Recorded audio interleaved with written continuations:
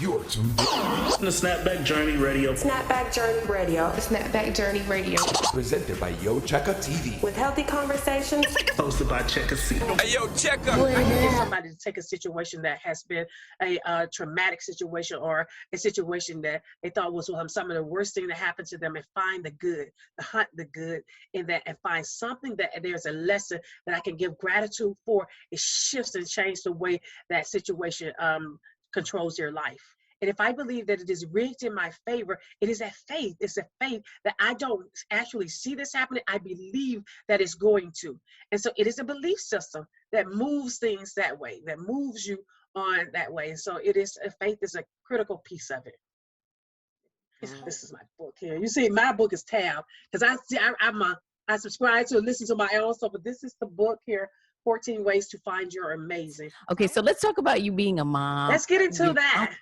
You're a momager Momager and a mommypreneur. Temple said, my daughter, her name is Temple Lester, and her goal, her thing is STEM Girl Swag, and she's this amazing girl that represents for girls in STEM and science, and teaches how science and STEM can be so cool. She turned 14 recently in high school, but she started her business for her 9th birthday. That was her birthday gift. She wanted a website. She started. I taught her how to advocate for herself. Honestly, she went to a camp. She was the only girl at the camp. And they didn't realize because her name's Temple. They didn't know if it was a boy or girl. And then when we showed up, it's a little girl, these Afro puffs, and she was the only girl there. And they told her, "Well, we want you to be our little princess. You don't have to worry about it." So she told me, and I said, "Well, go back and tell them that you want to be a scientist like every boy there." So she stood up for herself, and from that's how she learned to advocate. That's what she really liked. She was one of the only girls there, one of the few minorities that was there in the camp, and just as smart as every little boy there, and just as eager to learn science as everyone. But teaching her, how do we solve a problem from that perspective? You don't start a business, you solve a problem. What's the problem? And the problem is that there are not a lot of girls. And so, okay, so why? Well, my friends don't necessarily think science is really cool. So her thing is STEM Girl Swags. I got swag. So I have the latest pair of Jordan. I'm ordering Jordan's new shoes now. My clothes are swag. I'm popular. I'm cool, but I'm still a nerd and I'm smart. So it makes what I do really cool. And one of the things that I did this for, honestly, if she had never sold a box or never made any money, I wanted her to understand that if I have a thought, I have the power of making it come true.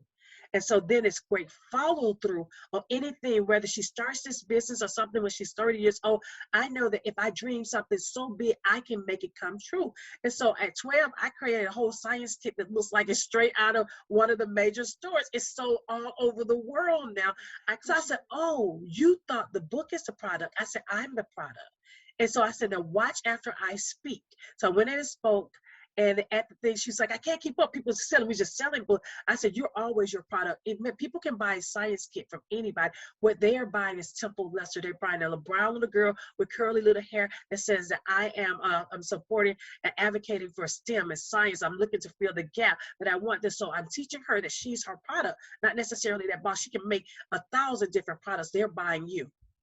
We could talk forever. I just think that there's so much that you could pour into moms too.